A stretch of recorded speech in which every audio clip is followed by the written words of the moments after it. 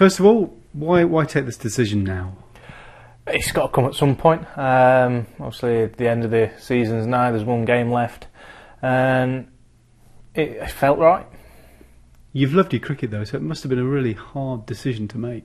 It is a hard decision to make. It's been umming and ahhing over the last 3 months, but once it's out there and once you've made that decision, it's almost a relief to get it out there and saying, right then, there's now a cut-off point. You don't have to worry about should I, shouldn't I, can I have another year, should I have another year. It's now in stone and saying, right then, you are going to hang up your boots and you need to find something else to do. Do you feel that your body's just not there, or you lost your love of it, or is it just been too tough? I haven't lost my love. The body's getting older, bowling's getting harder. It's taking its toll. The enjoyment's still there, but you still got to be able to move in the morning, and that's getting harder. So it's time to let the young bucks at Leicester show the rest of the world what they can do. Have you had time to reflect on your career? Because I guess you were telling me you've only just made this decision, so it's been a whirlwind 24 hours or so. Yeah, it was. I was in the office yesterday saying, right then, let's announce it, and it's out today. So there's no time to reflect. I always said throughout my career that I'm not a person that looks backwards. There's time to do that when I'm old and retired and put my feet up with a beer, reminiscing about how good I was, because you automatically become twice the player you are once you retire. So there'll be time to do that again, I'm sure, but not at the moment. But you have been a good player. You've been one of the most recognised cricketers in an England shirt over the last decade or so. So you must leave with very happy memories. Oh, the memory, when you start reflecting and looking back, they just keep on coming out. I mean, Yorkshire debut just 17 years ago.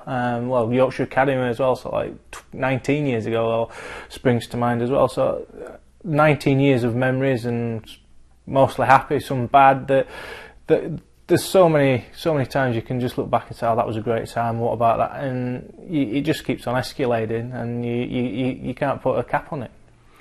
You're able to pick out one because you've done so many different things, both for counties and international level. Have you got one that stands out? Yeah, not really. Everybody keeps on ramming 2005 down your throat, which was immensely proud to be part of that Ashes series. Because that's effectively changed cricket in this country, I think. You know, the interest around that series was unlike anything else, wasn't it? It was. I mean, 2004 we were unbeaten.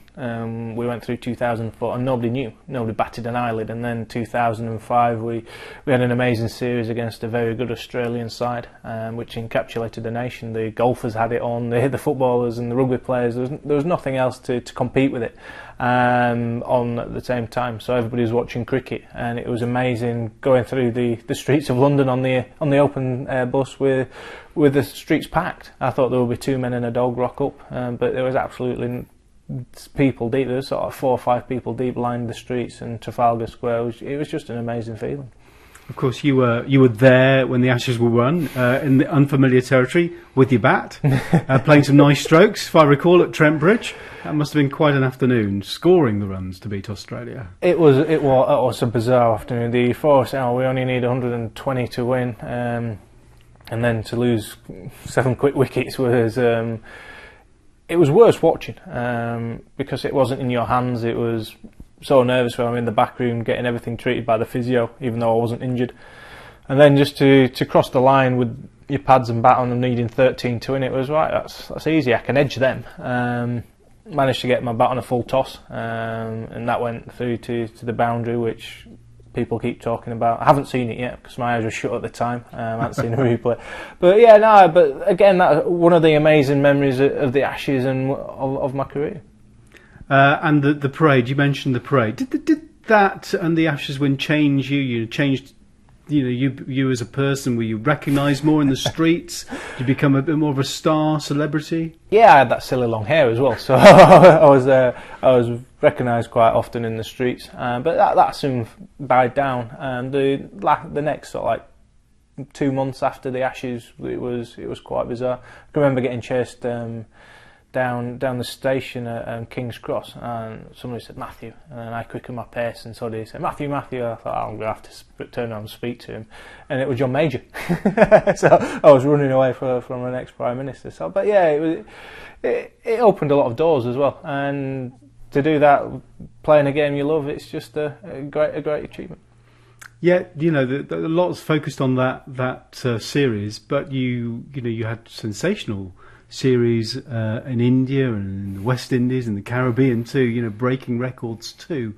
So perhaps we're a bit skewed by those 3 months. Yeah, it is. It was 3 months out of 8 years, I think it was, playing for England. I can remember being at sort of 7th or 8th slip to Steve Harmison when he got 7 for 12. That was quite amusing.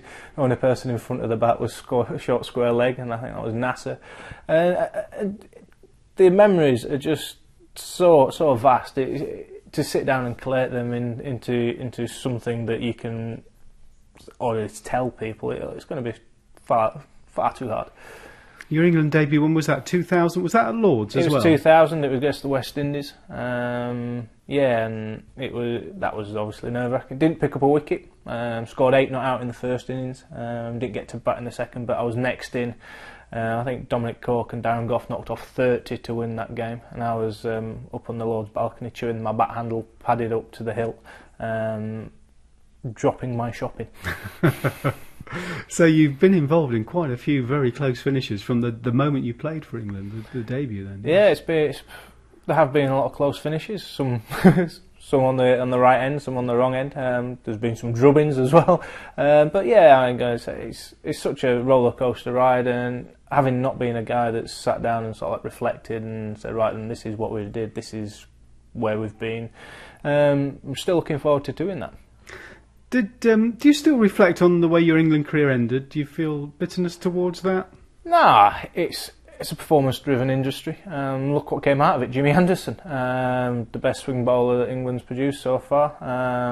He's going to break lots of records, so I can't be bitter. Yeah, you can think you were treated harshly at the time, but it's a harsh industry. Playing sport, especially international sport, is a cutthroat business. So I've got no qualms. I've got no grumbles. How about here in Leicestershire? Because you left your native Yorkshire, you took over the captaincy of Leicestershire. People were surprised at the time.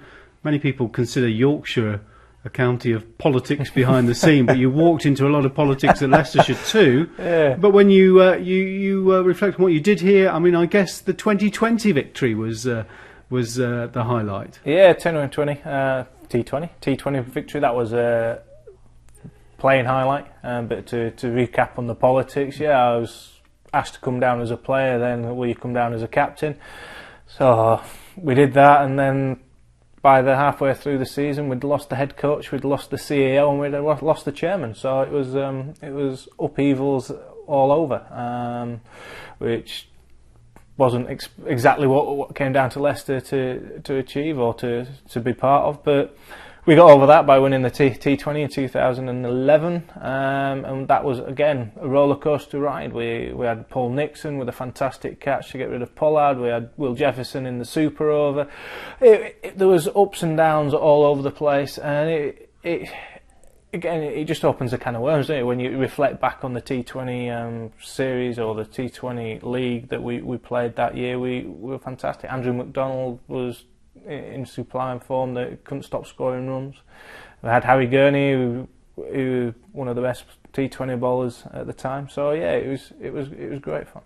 I wonder, did you ever think about turning your back on Leicestershire after that first season? Because I think many people are impressed that you stuck it out, having come from the sort of career you had into this sort of fire pit, really. Yeah, no, obviously where we ended up at the end of my first season was a catalyst of most probably Tim Boone and Neil Smith, and I was left holding the can, and having spoken to all the players and everybody else at the club, it was my name on a piece of paper, but it represented the entire club. It wasn't my feelings per se, it was the club's feelings and the players' feelings. So I had to be strong enough to keep my name on a piece of paper, which put Leicester in a tricky in a tricky situation, but the club was a happier place. We moved forward and we won the T20 competition. We finished higher up than we'd ever done.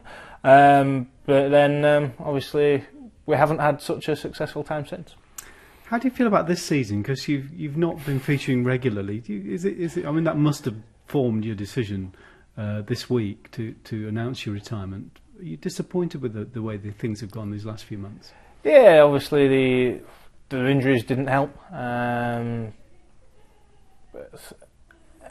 I want to be enjoying my cricket. I want to be there to help players and to help Leicester move forward. And at the time, I didn't think that was happening as well as it should be doing. But you move on, don't you? And times show you where you have to be. And I think it's the right call at the moment for me to hang up my boots. So what now? I mean, you've done MasterChef. You're on filming Question of Sport this week too. What do? You coach? You're looking at media. What are you going to do? Yeah, answers on a postcard. Job interview now. But yeah, no, I've got. I'm involved with squad kits and school blazers. There's another company trying to get off the ground. There's cricket academies. There's loads of different pieces in the jigsaw that I've got to move around and make sure that they all fit into place and we come up with a solution for myself and my family. And I think from my point of view, and probably viewers and listeners, one of the great things about you over the last 15 years or so is that you've always looked as if you've enjoyed your cricket. You've spoken a good game. You've always been a joy to listen to. I've spoken a good game. Cheers. You haven't played a good game. You've spoken. Yeah, you played the odd one, didn't you? You played the odd that was pretty decent. But you've always entertained. You know, you've been an entertaining cricketer on and off the pitch. Yeah, you've got to enjoy cricket. Why did you start playing sport in the first place? It's because you enjoyed it. And just because it's your job and you get paid and it's the way you bring the bread home, it doesn't take away the fact that you're still playing a game. And I've enjoyed every moment of it, even the hard times. Makes the good times even better. But yeah, I still enjoy my cricket. The performance is maybe not up to there, and the body's just taking too much of a battering. So I want to leave while I still can walk. I can still say, right, I maybe squeezed another couple of years out, but nah, it's time to go. You're smiling, but would you be shedding tears as well? You're an emotional I've guy. already done that. Don't worry about that. I will be shedding tears, and you got me in a good 10 minutes. I'm up and down. I'm quite emotional at the moment, so there will be tears if I walk off the pitch for the last time, or I'm sitting in my changing room and sit in the chairs thinking, right, I've got to clear this out for the next person. I think the lads will be happy. The scruffiest and messiest person in the changing room will be out of there, and they might get somebody neater sat by the doorway.